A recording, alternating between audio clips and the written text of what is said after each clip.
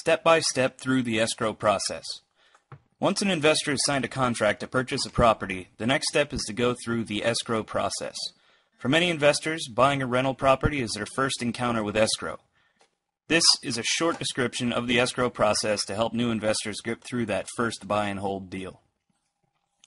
The escrow or title office provides an impartial third party to work with both the buyer and the seller to make sure that the closing goes smoothly. The escrow agent will hold the buyer's deposit or earnest money and apply it to the closing. Escrow is the time taken for the buyer to complete due diligence, the buyer's lender to verify the value with an appraisal, the buyer to obtain financing if needed, and title work to be completed by the title company, escrow company, or an attorney. In an all-cash deal, escrow can often be completed in about 10 to 15 days. In a normal close where the buyer is getting financing, the process takes 30 to 60 days for a residential property and 60 to 100 days for a commercial property. The appraisal process. The buyer should have a reasonably close idea of the value before signing the purchase and sale agreement based on an agent's CMA or possibly an earlier appraisal.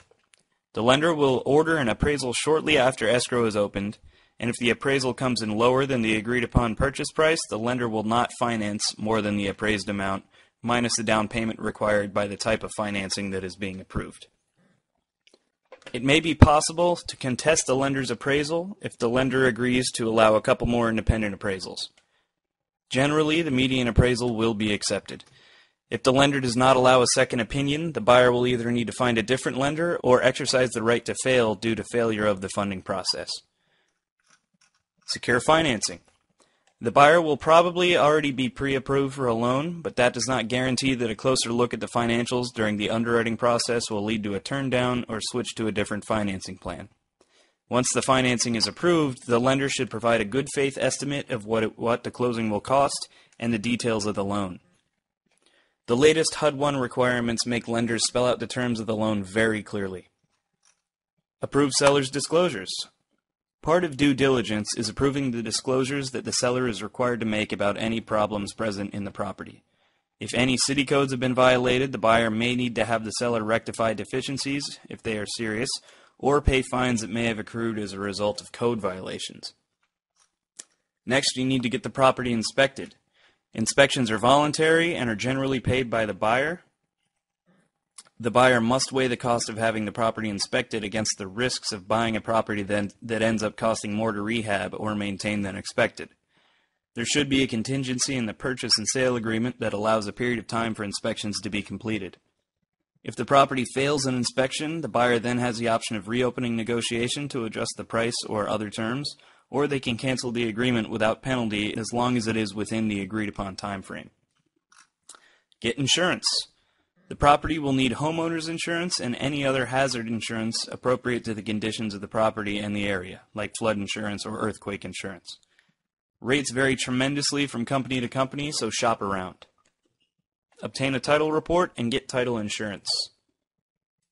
The title report is provided by a title company or a real estate attorney to assure that the chain of title is free and clear of liens and any other claims against the property.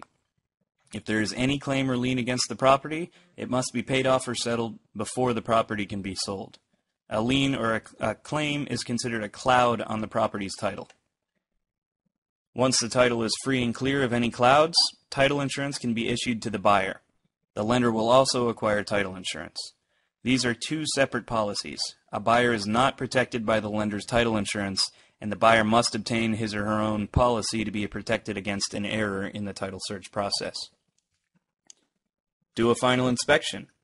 Walk through the property a final time before closing to make sure all appliances and fixtures included in the agreement are present and working, and that all agreed upon repairs have been completed. The final inspection rarely leads to a failure of the deal unless there is a last-minute damage caused by the seller or natural causes, but it can happen, so you definitely want to get that last inspection in. Review the HUD-1. Both parties should be supplied a copy of the final HUD-1 a day or two prior to closing. Inspect this document carefully to make sure it compares within allowed levels of variation from the good faith estimate provided at the beginning of escrow. Close escrow. Both the seller and the buyer will have a huge stack of papers to sign to complete the closing. Read and understand each and every document. If the property is being financed, the buyer will sign a note stating that the borrower has the obligation to pay a debt and mortgage stating the length, amount, and terms of the loan. In these days of electronic filing, often closing documents can be signed and notarized remotely from the escrow or title office. Funds will be required to be sent electronically or by cashier's check. Once all paperwork is signed and funds received, the escrow officer will prepare and file a deed with the county recorder or clerk's office where the property is located, naming the buyer as the new owner. Even if the buyer has an agent to walk him or her through the escrow process, it's important that the buyer take an active part in understanding every step of the process and speak up if something is unclear or inaccurate. There are tons of ways to make money in real estate, but all of them are useless unless you have a steady flow of motivated sellers and qualified buyers coming into your business. When you have a solid pipeline of prospects, you pick and choose the best of the best and finally get to take control of your financial future. You need to find out the most effective ways to get your real estate investing business roaring and turn it into an absolute cash engine. Go to www.rewealthcoach.com/special to see how you can set up a diversified, stable real estate investing business that can sustain anything that the market throws at it. Again, that's www.rewealthcoach.com/special. Now let's go do some deals.